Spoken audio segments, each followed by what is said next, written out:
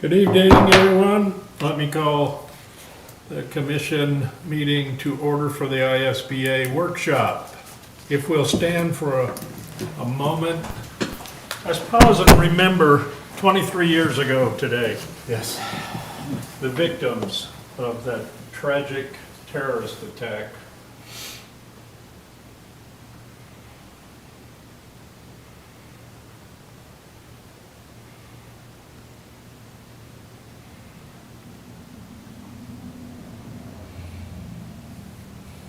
I pledge allegiance To the flag of the United States of America and to the republic for which it stands, one nation, under God, indivisible, with liberty and justice for all.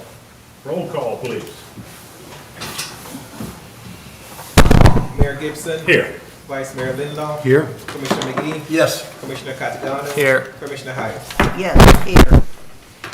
We have Mr. Clay Irvin in the house. Good evening. Hopefully you can answer a whole lot of questions. I will do my best, and what I don't know, I'll make up.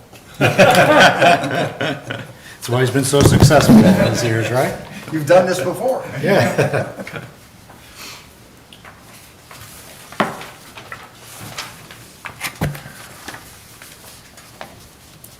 Clay, you were in attendance with myself and the city administrator, Mr. Adams, and with the representatives from the city of Edgewater. Yes, sir. They proposed coming down Cow Creek.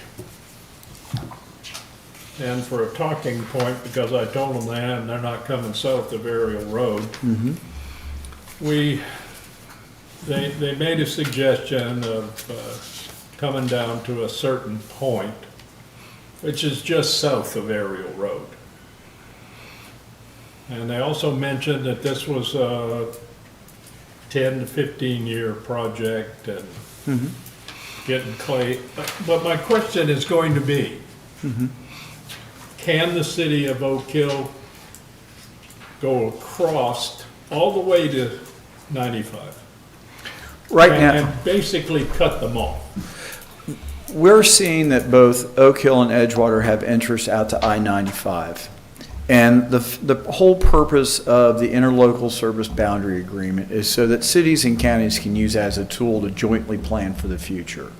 So the fact is that Volusia County has embraced that tool. We have 5 of these currently. Y'all have one of them. Edgewater has one. We have one with the city of New Smyrna Beach. We also have one with the city of Daytona Beach and Norman Beach. We see this as a tool that can help out because then the cities themselves feel like they can control where their growth is going to go, how they can direct it, and we work together on the land uses. So the number one thing that we want as the county is a better cooperation and coordination between the cities. So when the city came in and proposed this, we identified that we knew the city of Oak Hill had some interest in expanding their current boundary. So we did not want to proceed until we had both parties at the table talking with us to be able to make sure that both cities were understanding of where the interest in expansion, where the areas of control need to be, and also to express some of the concerns that we at Volusia County have. Some of the areas that have been identified for inclusion are highly sensitive environmental lands. They're within our natural resource management area, they're within the environmental corridor overlay, they're also part of the wilderness trail from the state. So we would want to make sure that the protections that are currently available under the county's regulations continue on with whatever city identifies those areas to be. Also, Mike Ulrich is not here tonight, but I'll do my best to speak on possibly the most learned man I've ever worked with. We do have a utility service area, and we want to make sure that as things align, there's a clear understanding of whose utilities are where and how they can be best served to the future plans. And that was the purpose of that whole meeting, to get everything out on the table. From this point forward, what we were hoping to orchestrate with the cooperation of both the city of Oak Hill and the city of Edgewater is further discussions and refinements of those points. Because at that point, once you as the representatives who are carrying on for the citizens of Oak Hill, you can sit there and say, this is where we believe we want to go with this. This is how we want to grow. This is what we see as necessary to go forward with it. What say you, county? Similar situation would be happening with Edgewater. Then at that point, as long as we see that the addressing of the utility easements, the addressing of the environmental resources, making sure that both parties of the cities are in cooperation with it, then that's something where from a staff perspective, we feel very comfortable presenting it to our county council. Those of you who sat in on our county council, you've seen that they are very much for efficiency. They are very much into the fact that home rule is very important to them. They don't believe in preemption. They don't believe in Big Brother. So I don't see necessarily from a staff perspective any red flags with this potential expansion. Going out to I-95, I understand that's in the works because as you see with the potential of an interchange coming within the next 20, 25 years at Maytown Road and the reconstruction of Maytown Road, so it does become a viable evacuation route, it would only make sense that you would want to be out there in that area. So that's a very long-winded way to say yes. Well, if I can, like I stated in that meeting that we attended, my concern was being encircled like Holly Hill. Yes, sir. And, you know, you've got the conservation corridor that comes all the way south. Yes, sir. And there's very little building that will ever be done in that, to Yes. my knowledge. We just That attitude may change in the future when I'm gone, but Well, I just want to clarify the county's perspective. Way back with the second iteration of Volusia Forever, we teamed with St. Johns River Water Management District to go into Cape Atlantic Estates in those areas where we didn't have roads, but we had parcels that had been sold out many, many years ago. Yes. And so we were making strategic purchases to try and cordon off this area to keep it from being developed that way.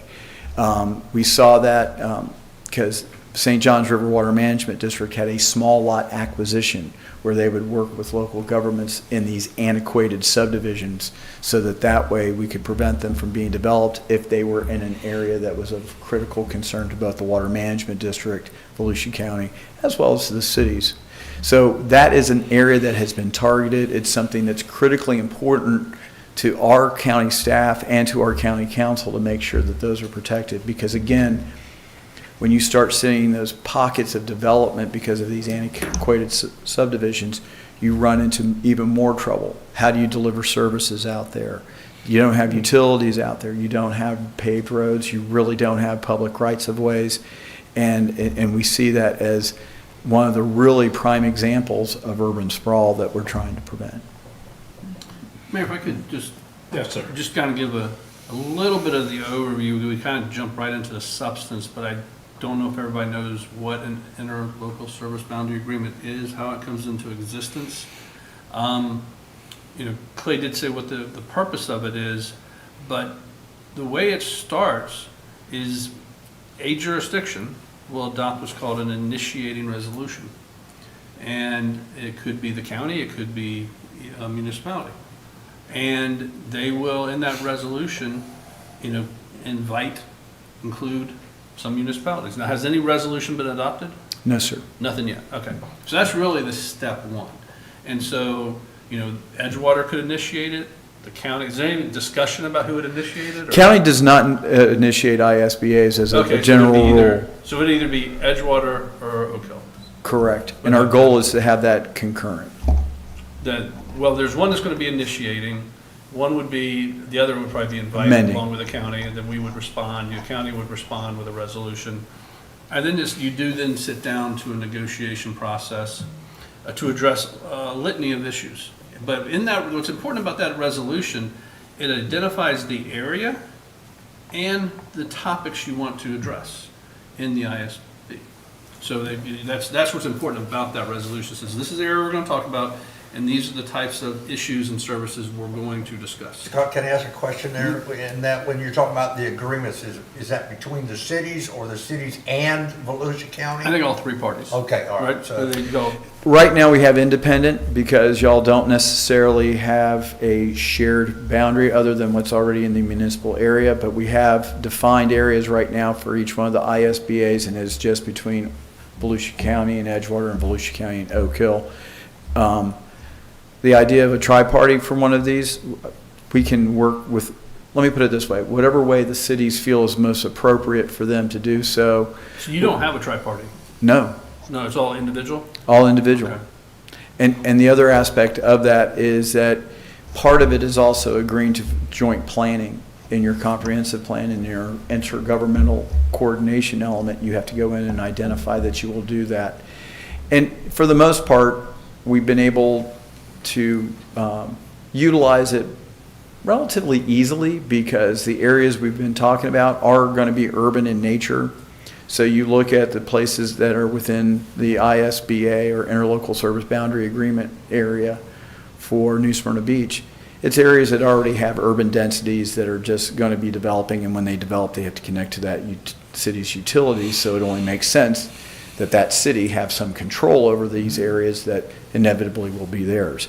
And so we've not had much situation where we've had to enact a heavy-duty planning agreement. In this particular situation with the city of Edgewater, because they did come forward with some pretty aggressive land uses, from a staff perspective, and again, I can only speak to the staff, what the final policy decision will be that of the county council. We saw some needs to make sure that there was a check and balance to make sure that the land uses where they were talking about doing some more intensive commercial and industrial uses were going to be compatible with our efforts to preserve and protect those conservation areas.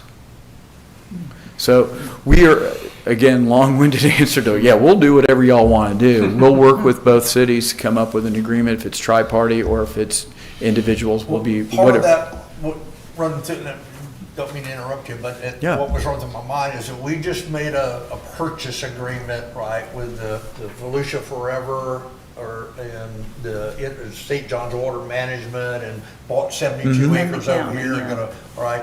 Yes, sir. And the wildlife corridors and Mhm. things like that, we would need to have an agreement like that going, here's the boundaries, here's what can and cannot, should not be done in those areas. But that would have to be a multiple entities, all right? You guys, the state, DEP. Well, the actual acquisition and implementation through ECHO or Florida Forever or Volusia Forever will not necessarily be changed one way or the other by the ISBA. The big thing that we did see, and I didn't mean to paint a picture that Edgewater was coming in to pave over the swamps, and I want to make sure that they were acknowledging that they needed to protect these areas.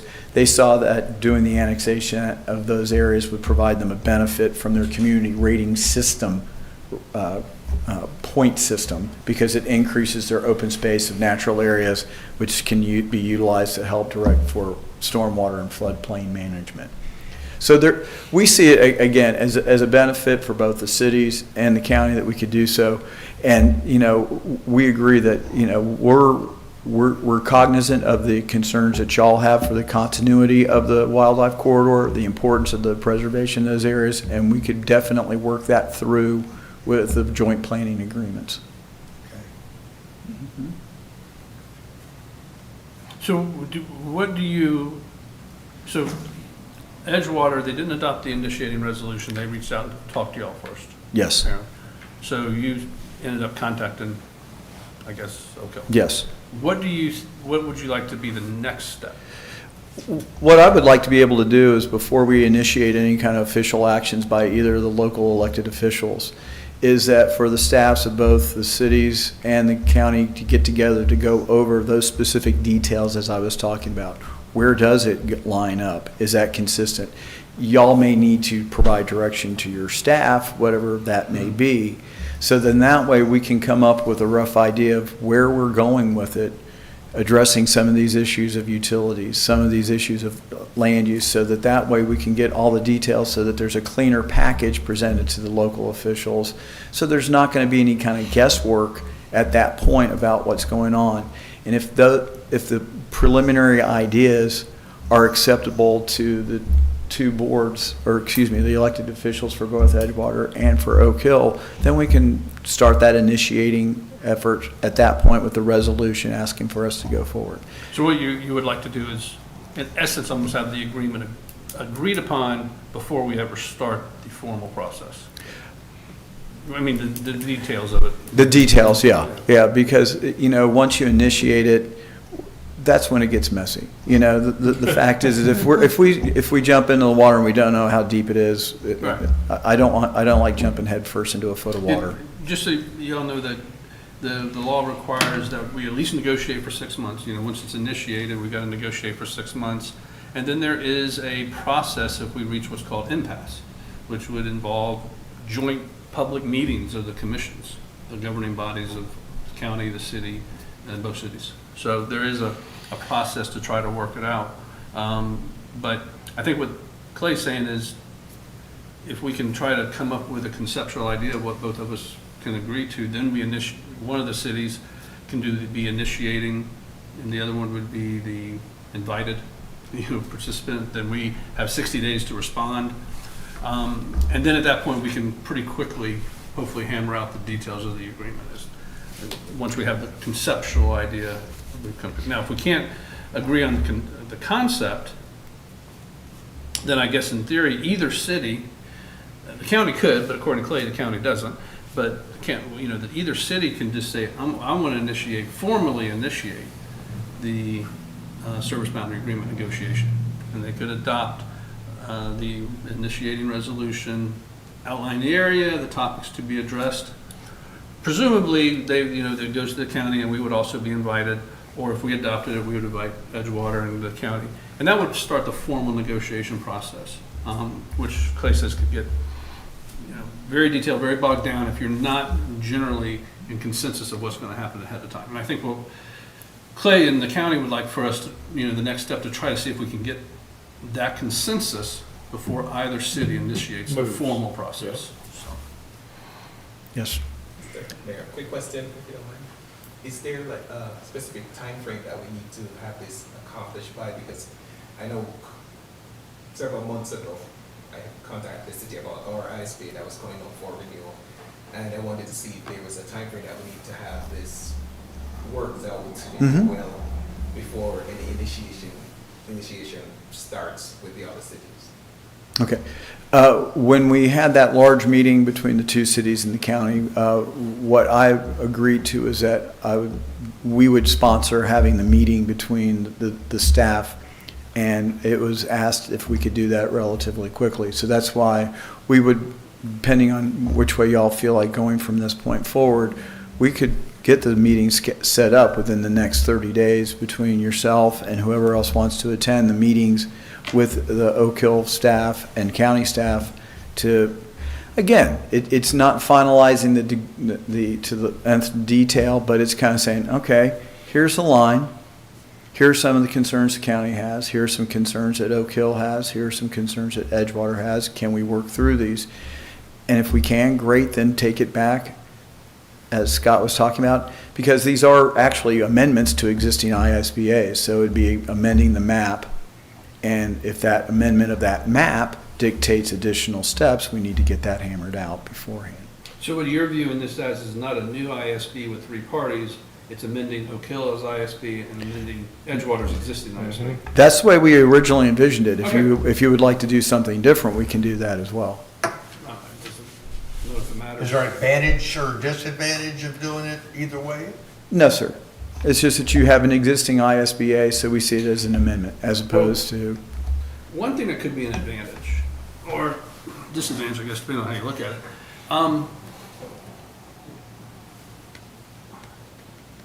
If we are a 3-party agreement, the law says that nobody a party to agreement can do anything that violates that agreement. True.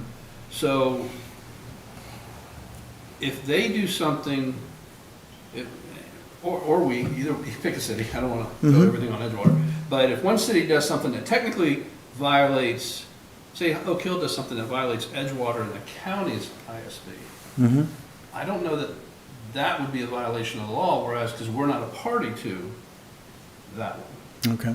Whereas, and likewise, if Edgewater does something that violates our ISB, I don't know, because I don't know that will automatically violate their ISB with the county, but they're not governed by our ISB. Correct. So it might be good to have a new one, maybe, I don't know. We can do that. I mean, I know the county hasn't done a three-party one before, but maybe, because we want to make, both cities would want to make sure that both sides are bound by this one agreement. Understood. And so that was just thinking about it. So, Those are valid points. See, seems like that would eliminate a lot of possible headaches down the road. in which case we still need to renew our current ISB. Yep. Separate apart from if we do a three-party, but that's something we can, in our initial discussions with Edgewater to see how they want to handle it. Right. Yeah, I like that. That it, down the road, it forces a combination of working together to resolve a problem rather than I'm gonna do this to it, it benefits me, and then we'll go fight it out legally with the county or another city, you know. Because part of this is annexation. Right. You know, Yes. Right. who's annexing where. So if we agree to the county, we'll annex here, and then Edgewater agrees with the county, we'll annex here, then the county, Edgewater annexes into our area. Right. It technically may violate your agreement with them, but it doesn't violate our agreement. We can't enforce anything with the Edgewater. Correct. So therefore, y'all would have standing because you're part of the Part of agreement. the that's- agreement to say, hey, they're violating this three-party ISB, whereas otherwise, which may be a good thing for the city, we just look to the county and say, hey, go after Edgewater. They're violating, you're not enforcing your ISB. But it would seem like both parties would want the ability to enforce the terms of the other one, since the area we're talking about is where are we drawing our line between the boundaries of the two cities? Correct. So as opposed to, I assume yours with Edgewater deals with going west, Mhm. not south as much, probably. Right now, basically, it runs out to the portion that runs along Indian River Boulevard out to where it turns into Possum Camp, and then the areas that they've already annexed out there, because there were some issues with, and also to the north, there were some issues with enclaves. And that's the other aspect of it, and that is really important, is that the state of Florida has said that you cannot create an enclave. In other words, a section of county surrounded by a city that the only way to get there is through that single city. And so the interlocal service boundary agreement allows for cities to annex and create enclaves, because the understanding is ultimately the entire area that is in your interlocal service boundary agreement will be part of that city. I have to tell you, I was planning director at Ormond Beach for about 11 years. I wish we'd had this in place in dealing with Ormond and Daytona way back when, but that's a different issue. But that raises, what you just said raises a question in my mind, right? If we go out further west, right, and you've got your sewage plant out there, that's a county facility. That's county land, Yes, sir. all right? So how would you would have an enclave if we went annexed all the way around it, then there'd be the. And the county- ISBA would allow that. Okay. Normal annexation laws have criteria to annex property. One of them is you can't create an enclave, as Clay said. Other ones, it has to be contiguous and reasonably compact. And those terms are defined under state law. The intent of the ISBA, which is actually part of the same chapter that deals with annexation, governmental boundaries, lessens up that criteria. So you can annex, as Clay said, create an enclave, the intent is temporarily, or you can also annex and it not be contiguous to the city, because it's in the ISBA. So it lessens the restrictions. Okay. You say you're gonna set up a meeting? That's our goal. Okay. We're from the county, we know how to meet. Hopefully it won't be as long as the council meeting. They've got a lot on their agenda. Watching them is frustrating. And I'm just sitting watching, not part of it. They've got a lot on their agenda. Is there any more questions from? I think working together and coming up with what we want and having the discussions with them is a good idea. Well, I didn't think about a three-party, because my main concern was stopping Edgewater from encircling us. But that three-party will do that. Yes, sir. Yes. Very good. Thank you, sir. That's what we're here for. Thank you very We're much. from the county, we're here to help. There are some people that debate that. I heard them earlier today. All right. Not new to you, right? If there's anything, and again, we will be glad to come back and work with Jerome. He's been great to work with. I have to tell you, any delays have been on our behalf, and we will make sure we can respond timely. And again, if you need myself or anyone else from the county coming in to speak to you about what some of the concerns may be with this, we'll be glad to be here. Very good. Thank you. Thank you All very right. much. Thank you. Thank you for coming. Hey, I enjoy it. Y'all have a great night. Cindy, Clay. So, Mr. Mayor, so our next step would be another workshop like this to go more in-depth into What we would like to, what we believe we would like to see and, yeah. Probably need your planner here for that. There's a planner involved. Yeah.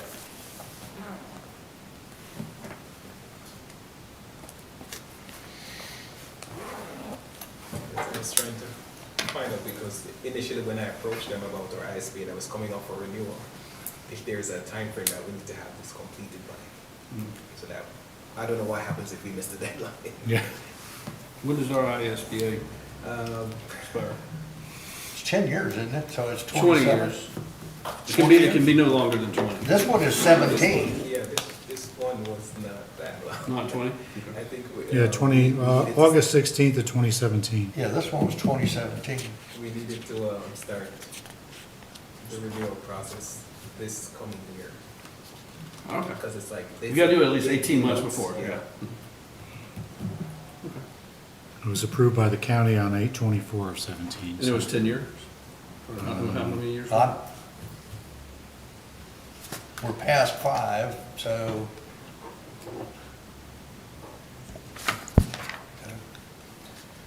Motion to adjourn?